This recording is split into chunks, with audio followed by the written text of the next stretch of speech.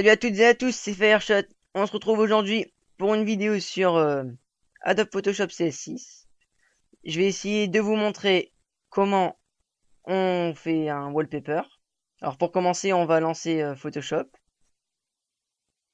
Vous allez aller dans Fichier, Nouveau. Vous mettez 1280 x 720, qui est la taille d'un wallpaper. Bien sûr, il faut se mettre bien en pixels. Regardez là, pixels, pouces, centimètres. Vous mettez bien en pixels. Vous mettez OK. Ce qui donne un wallpaper comme ça. Ensuite, vous mettez un arrière-plan. Personnellement, j'ai pas mal de textures, donc je vais mettre une texture. Après, c'est libre de choix pour vous, hein. Faites comme vous voulez. Hop, moi je vais vous mettre c'est texture. Je vais agrandir le calque. Ensuite, j'applique. J'applique la transformation. Ensuite, ben, on va mettre un petit texte. Personnellement, je vais marquer tuto. Après, vous écrivez comme vous écrivez ce que vous voulez. Voilà, donc on le rend bien au milieu. On applique. Ensuite, on fait clic droit, option de fusion, contour. Là, vous choisissez la couleur de votre contour. Personnellement, je vais mettre un blanc. Après, voilà, le contour, ça dépend de la couleur de votre texte. S'il est noir, on va pas mettre du noir. Là, on va regarder à peu près ce que ça donne, hein. Vous voyez que ça donne un truc plutôt pas mal. Donc, on va mettre OK.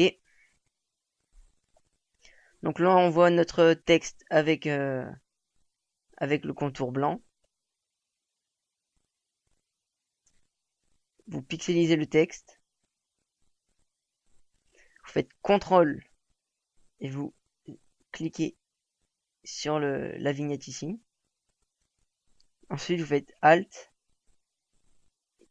plusieurs fois pour avoir un texte un minimum 3D. Ensuite, vous faites CTRL D pour désélectionner ceci.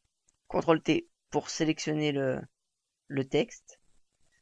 Clic droit, perspective ou torsion comme vous voulez. Désolé, mon ordi lag un petit peu. Voilà, vous choisissez ici comme vous voulez. Voilà, on va monter un petit peu ça. Vous double-cliquez pour appliquer la transformation une nouvelle fois. Donc là, vous voyez, on a notre tuto, hein. Bon, c'est mal fait, c'est normal. Après, c'est à vous de vous appliquer. Vous choisissez votre contour. Moi, c'est juste pour vous montrer la technique. La technique, on va dire ça comme ça. Ensuite, vous avez le wallpaper. Donc là, pour l'instant, il n'y a rien. Moi, personnellement, j'aime bien rajouter pas mal de trucs. Donc, par exemple, moi, dans mes images, j'ai beaucoup de trucs. J'ai beaucoup d'images à mettre. Par exemple, là, pour vous montrer, on va mettre un couteau, pourquoi pas, aller. Bon, alors, sinon, pour parler de moi, ce tutoriel, je vais essayer de l'envoyer à CF Tutoriel. Et on verra après s'il est accepté ou pas. Bon, en revenons au tutoriel. Alors, vous allez prendre votre image. Vous allez prendre l'outil gomme magique. Vous cliquez une fois pour pouvoir pixeler, pour rendre l'objet dynamique ou pixelisé, je sais plus. Vous cliquez, voilà, ça va enlever tous les contours. Après, pour faire un bon travail, vous zoomez, hein. Faut regarder que tout est bien pris. Ensuite, vous dézoomez.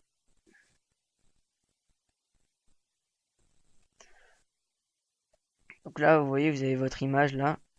Là ensuite, là, c'est maintenant qu'on va, On va choisir la taille et tout. Hop, mettez ça là comme ça. Vous voyez là, ça donne euh, un wallpaper potable, on va dire. Ensuite, après, voilà, c'est libre de choix pour vous. Vous mettez un petit peu tout ce que vous voulez. Vous pouvez rajouter beaucoup de choses. Euh, Si vous me demandez, après, je pourrais vous mettre en lien tout ce que j'ai, moi, mon GFX Pack que j'ai récupéré à une chaîne. Bon, si je le fais, je vous mettrai le lien de la chaîne de celui qui a créé ce GFX Pack. Pour pas, pour une histoire de droit d'auteur, bien sûr. Donc voilà. Bon, moi, je vais pas enregistrer cette image. Donc après, quand vous avez fait tout ça, vous faites fichier, enregistrer pour le web et les périphériques.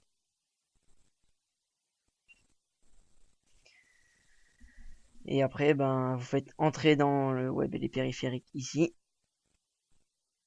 Et voilà, après, ça va vous demander où vous voulez enregistrer l'image. Moi, je fais échappe puisque j'ai pas envie d'enregistrer cette image. Ensuite, vous quittez Photoshop. Voilà, moi, j'enregistre rien. Je vous conseille d'enregistrer, hein. Si vous voulez après retoucher, c'est toujours bien. Donc, ce tutoriel est terminé. J'espère que j'aurai aidé pas mal de personnes. Ben, je vous dis à plus pour un nouveau tutoriel. N'hésitez pas à liker la vidéo si ça vous a plu. Et donnez votre avis sur mon tutoriel, s'il est trop long, trop court, si c'est bien expliqué, mal expliqué. C'est mon premier tutoriel, donc j'ai besoin d'avis. Allez, merci. Au revoir à tous.